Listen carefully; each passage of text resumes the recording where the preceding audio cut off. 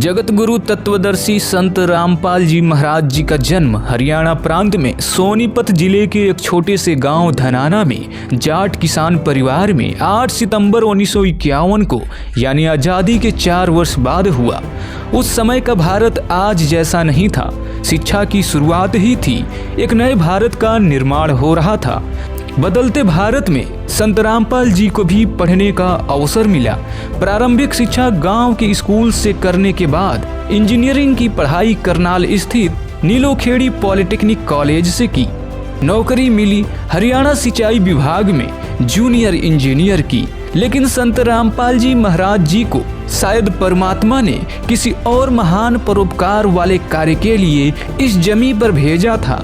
इसकी नींव उस समय पड़ी जब 37 वर्ष की आयु में सन 1988 को 17 फरवरी के दिन संत रामपाल जी महाराज जी को महान कबीरपंथी संत स्वामी रामदेवानंद जी महाराज जी से नाम दीक्षा मिली। एक नया ज्ञान, नया भगवान और जीवन में एक नई उमंग।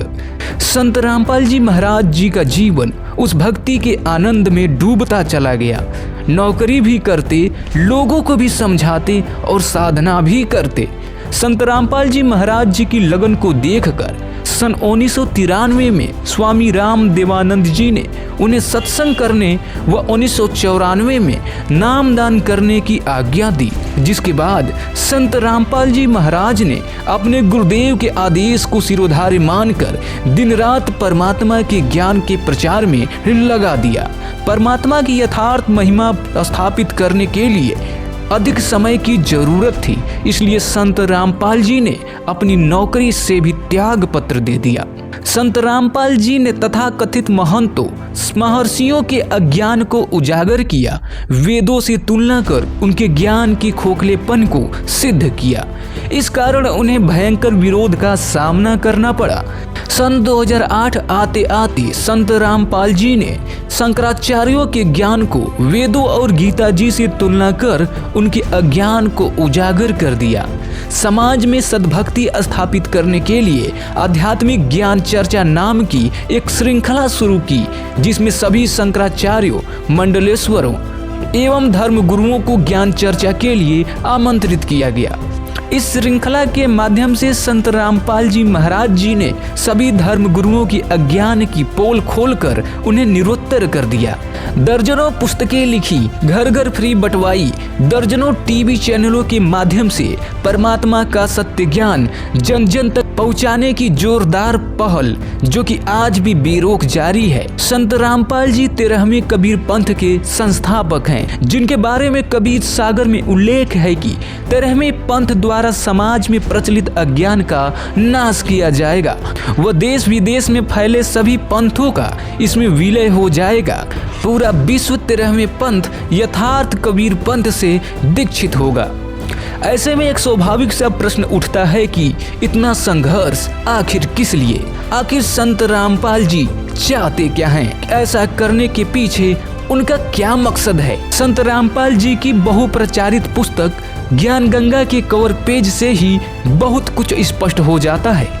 जीव हमारी जाति है, मानव धर्म हमारा, हिंदू मुस्लिम सिख ईसाई धर्म नहीं कोई न्यारा। दरअसल संत रामपाल जी महाराज जी का उद्देश्य जीव को उसकी वास्तविक स्थिति से अवगत कराना है। पाखंडवाद को समाप्त कर सद्ग्रंथ आधारित सद्भक्ति समाज में प्रवेश करना है। मानव को व्यसनों के दलदल से निकालकर उनके अंतःकरण में भक्ति बीज स्थापित कर देवतुल्य बनाना है।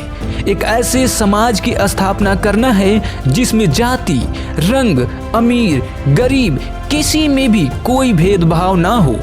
ऐसी स्थिति संत रामपाल जी महाराज जी के किसी भी आश्रम में जाकर देखी जा सकती है। वहाँ सभी को एक जैसी व्यवस्था में रखा जाता है, किसी भी प्रकार का कोई भेदभाव नहीं किया जाता। संत रामपाल जी ने एक दहेज मुक्त, रिश्वतखोरी मुक्त, नशा मुक्त समाज की नींव रखी है। उनका कोई भी अनुयायी किसी प्रकार का कोई नशा नहीं करता।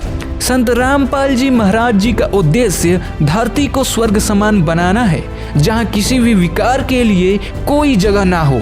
इसी कार्य को सफल बनाने के लिए संत रामपाल जी महाराज दिन रात मेहनत कर रहे हैं।